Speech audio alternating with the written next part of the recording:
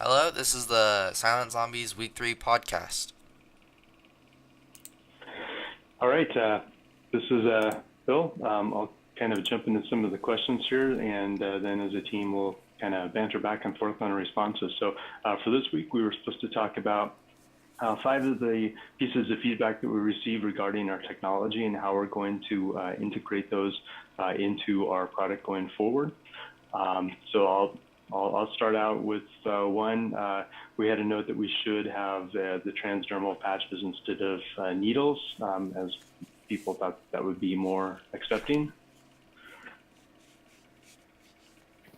Another one that we talked about in class was to be a little bit more distinct on whether or not this is indefinite sleep or if we will feel any fatigue at all. And we kind of decided that this is getting rid of sleep totally and that sleep is a disease that we're curing. And so in that case, fatigue will never be an issue either. By the hormones replacing what we need, we will constantly have the energy that we need. And then I had one that we should kind of better explain the AI, and I think that we've done that, kind of explain what kind of neural network we're using and how it was trained and so on. And also, we answered the question of whether or not young kids should be taking it. We've decided to put an age limit on it of 18 years or older, as well as monitor that by making it a prescribed capsule that you get from or over the counter, basically.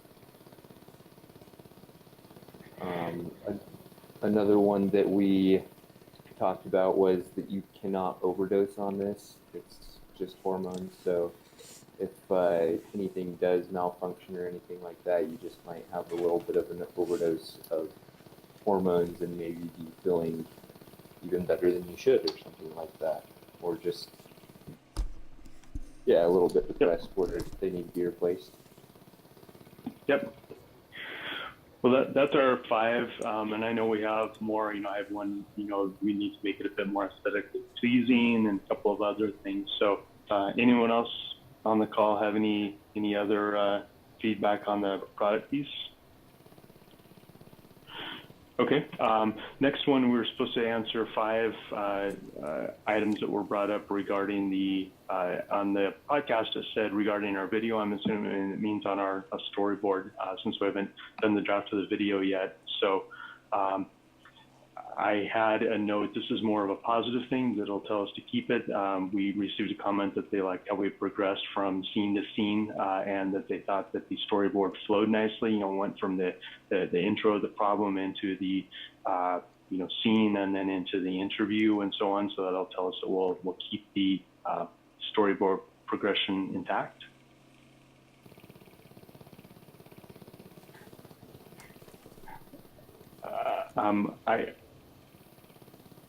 Let's see, I also had one that we should talk a bit more about safety, so we can kind of talk about that in the interview process and that it is safe. And Coulter kind of touched on that a bit earlier, that it ties into the product, that you can't overdose on it or anything.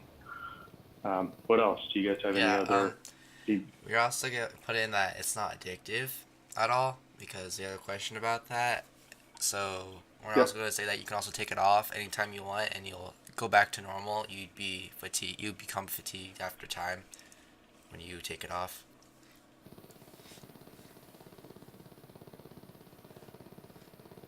So one of the questions that I had about the storyboard, I'm just going to read. Aziz, do you want to answer that? It's pretty easy one, I think. Yeah, yeah, sure. Okay, so one of the questions was maybe appeal more to people who can use, or how do we appeal more to people who can use this time for wholesome activities such as spending time with their family? Because we were kind of more Oh, on. Yeah, go ahead. so okay, it's not really clear. What's the question? How is that gonna be helpful for people to spend more time with their families? Yes. Yeah, yeah. Yeah, well, um, that's pretty much, I mean, when you are awake 24 hours a day, there's got to be a time for your family to, there's got to be uh, an amount of time of that day that you can spend with your family since you've been working more hours. So instead of, I know a lot of people who work for 12 hours, um, so they don't have time to spend time with their families. I know a lot of people who work at different shifts. Every couple of weeks their shifts are changed, right? So I think if we had this invention, life would be a lot easier for them. And a lot of those people I know, they didn't get married. They are really like old people who are uh, trying to get married, but they couldn't find time to even find the one they want or they want to be with because of their work and how their shifts are so odd and different. And it, it honestly makes their life more complicated. But I mean, what other choice do they have? But what if we had this invention? How easier their life is gonna be, right? Um, Yeah, that's good. one way to one, yeah. Yeah, I think you touched on a good piece there too. That it's giving them, the device isn't used just to let them work 24 hours a day. It gives them more time for their family because they can work, and then during the time they normally have to sleep, they can spend with their family. So that's good. I think that's four. Anyone have any others? I have one more here too. I had a note that it's Coulter. I think you brought this one up that we should comment on who we sell it to. Is it being sold directly to the consumer, or do we sell it through third parties? So we can kind of touch on that in our interview piece too. So that's kind of the five pieces. Anyone else have anything that they want to throw in on feedback from the storyboard? Well, that one I'm kind of intrigued by it. Is that so? We did make it a prescription drug that you get over the counter. So are we trying to reach these people that buy the prescription, or the people that buy it from the uh, over-the-counter place? I can't think right now. Yeah, no, that's good. 'Cause I think that's kind of an option we can ponder. Do we sell directly to the consumer through the prescription, or do we sell 100,000 units to Microsoft for them to distribute to their employees or something like that? Yeah, that might be, instead of focusing more on individuals, we focus on big companies that can just worry about dispersing it amongst individuals themselves. I think that would be a good idea. Is this John? Yeah, sorry, I got on here late. I've just kind of been listening, seeing where you're heading. Another thing, I think you might not have talked about this. A bunch of people were talking about credibility and FDA approval and stuff like that, so we can work that into our backstory. Oh, how the That's a good one. cool. All right. If we don't have anything else on that, we could probably jump into the story then that we read, the Periapsis. So he asked us to kind of talk about, in fact, let me go down to the points here. Make a connection to the technologies in Periapsis and how they integrate into society in the short story, and if they have any ethical concerns. So that's kind of the first question. So I think like an example of that would be, the ability to what do they call it, regulate, the ability to regulate all of your hormone responses. You know, that's definitely technology and how that would, you know, pose ethical concerns. I thought about that and I didn't really see any ethical concerns in that one. You know, in a way we sort of do that today by, you know, using caffeine to regulate, you know, certain things. They just have a lot more control over that.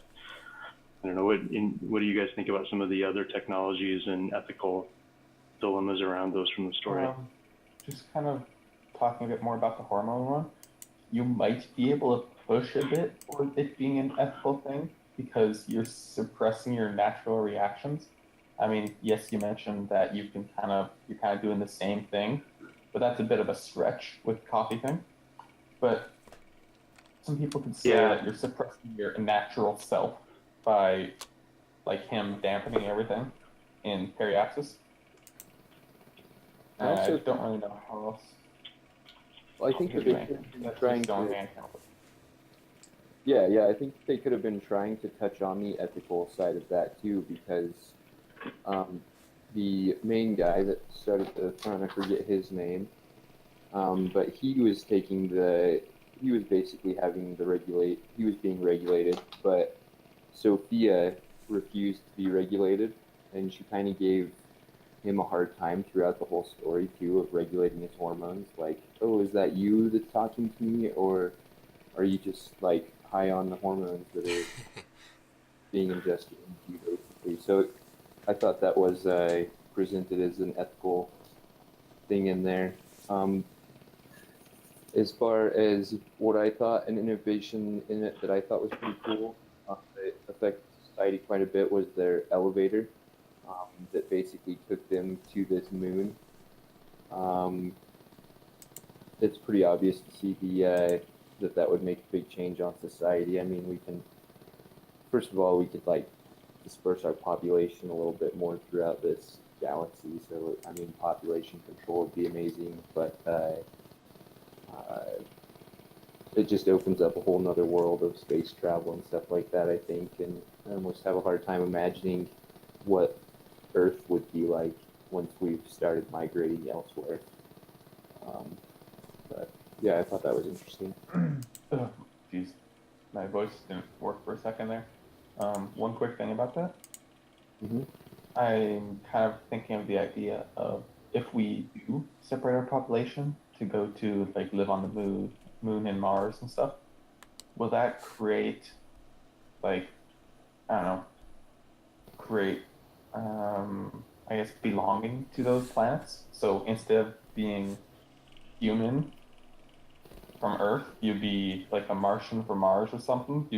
You'd Absolutely. rename yourself in that society and kind of segregate yourself.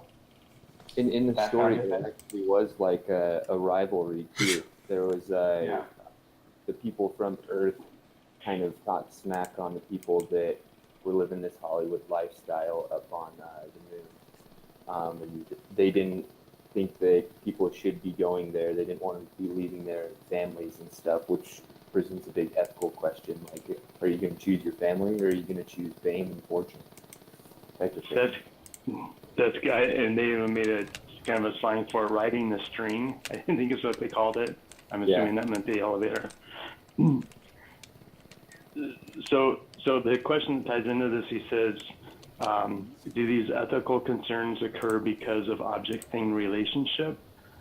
And the one that I tied into that was the ability for them to read other people's hormone levels. You know, because it's one thing to be able to regulate your own, but there were a couple comments where he said, "Oh, and I saw that her, you know, levels were up as well, or something." So it means that you can see what's going on physiologically with another person, and that is almost making them from a thing to an object.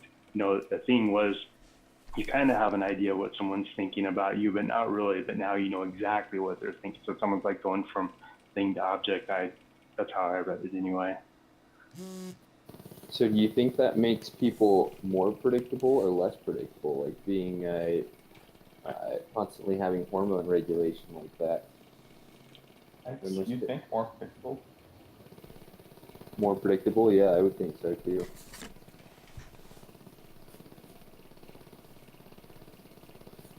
I mean, you still can't really see what they're thinking. You can just base what they're thinking off of just seeing what their hormones levels are. But still, it's more than not knowing. Yeah. And he said consider thing theory and the anxiety that occurs when an object becomes a thing. Is this anxiety something that also parallels ethical concerns? I wasn't sure I totally understood the question. I read it several times, and I think maybe he's saying, that do you have anxiety about these technologies for the same reason that you have anxiety about the ethical concerns with them? And maybe that's it. Maybe it would give you more anxiety talking to someone knowing that they would be able to read exactly what was going on hormone within you, as opposed to just reading your.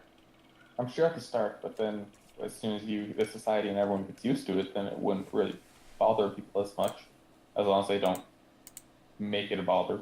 Like, if they don't talk about it or don't say it's weird, then they'll probably just forget about it. Yeah. I thought it was cool too, where they talked about I kind of pictured like an augmented reality thing, because he would say the text box that popped up next to them said that they were so and so, or I mean, there's some privacy issue things there, I guess, depending on if your text box was accurate or not. Not just seeing hormones, they could see all the information about them, right? Well, not all of it, but most of it. Yeah. Maybe we could try that in here somewhere. Yep. Yeah, and I kind of touched on it already as well, but I don't know if it was anxiety or not, but she was just so focused on it, it seemed like. Maybe it was kind of the thing of, I don't do this, so kind of like the vegan thing, oh, I'm vegan, she's always talking about how she's not being regulated by hormones, so maybe she was a little anxious about it.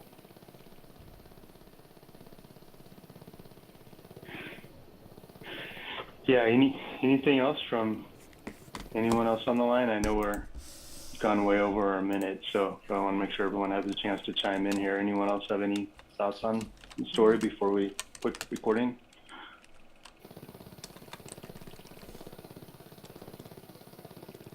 All right, that will conclude Silent Zombies Podcast Week 3. And All right, see I you guys guess next time. that's Bye. it. So